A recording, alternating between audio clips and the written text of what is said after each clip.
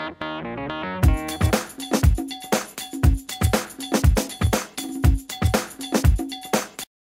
there, my name's Omar, doing an interview with Jodi Picoult on the book The Pact via webcam. How are you doing there, Jodi?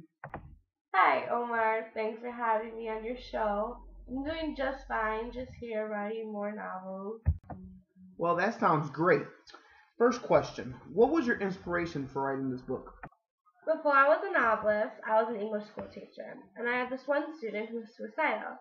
Since I was her English teacher, it was my job to get her to write in a journal every day and to meet with her every day after school to see what she had written.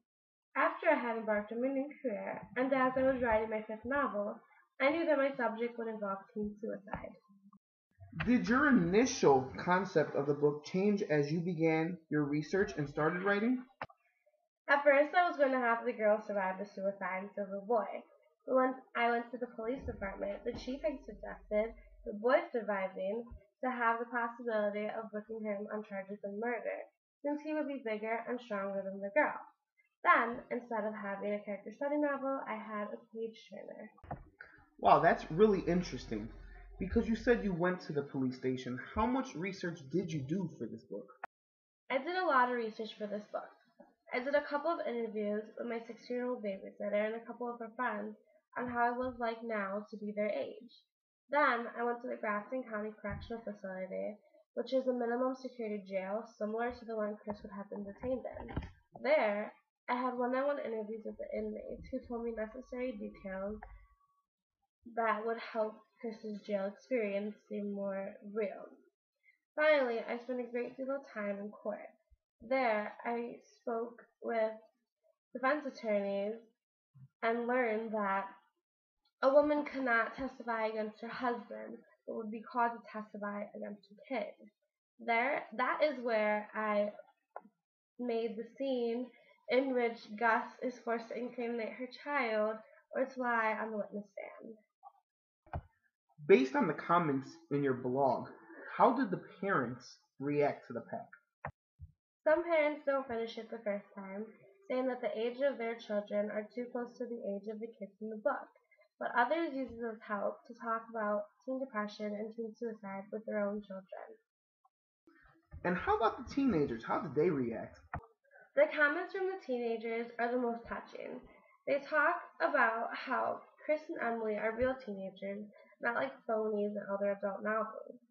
Also, a few even say that they think like Emily too, but after reading the pact, they are going to tell someone how they feel and try to prevent any other feelings about suicide. I think it's amazing how your book inspired these teenagers to that were thinking of suicide to go and talk to someone. Next question. What did you want from the pact? I wanted the anti-Romeo and Juliet, where the families were too close instead of enemies, but how that still ended up hurting their children. Well, the book is really anti Romeo and Juliet because the families were best friends, neighbors, and still look what happened to the kids. I'm not trying to forward to off the pact, but I have a couple more questions. Why do you write about issue-based topics? I like to write about the things that keep me up at night. Ha! A lot of things must keep you up at night, considering how many novels you've written. Um, how did you get interested in these topics? Sometimes I read about it, but sometimes it just comes to me because I worry about it because I'm a mom. Do you think you attract readers by your stories or by the issues they include? I think it's because of the stories, not because of the issues. I think the way that they're written and how they portray real families, people can just relate to them. Do you write names on a piece of paper or do you see people around and like, man, I want to put them in my book? How do you create your characters? I feel like they arrive and it's their voices I hear. I don't create the characters, but the situations they deal with. Wow, that's really interesting. You've written so many books. Is it hard to come up with new ideas? I haven't faced a shortage on ideas yet. I would probably be able to tell you what the next 4 books I'm writing will address. Well, it does sound like you'll be writing for much longer. How do you know when an idea is the right one? The idea chooses me, not the other way around. The right idea is the one you just can't stop thinking about. Okay. When you first began writing, did you have the intentions of using your work as a basis for conversation about moral and ethical issues? I've always written about subjects that interest me, questions I can't answer myself. I never lose sight of the fact that I was once a teacher. I still am. My classroom's just gotten a lot bigger. In a way, it's like you still teach because in your novels, you have stuff in there that people really don't want to know about, but in reality are out there. Do you feel your writings has changed since your first novel? I think my writing has improved. I feel like I can say what I have to say in just a few words. I can't say it's intentional because I do believe that practice makes perfect.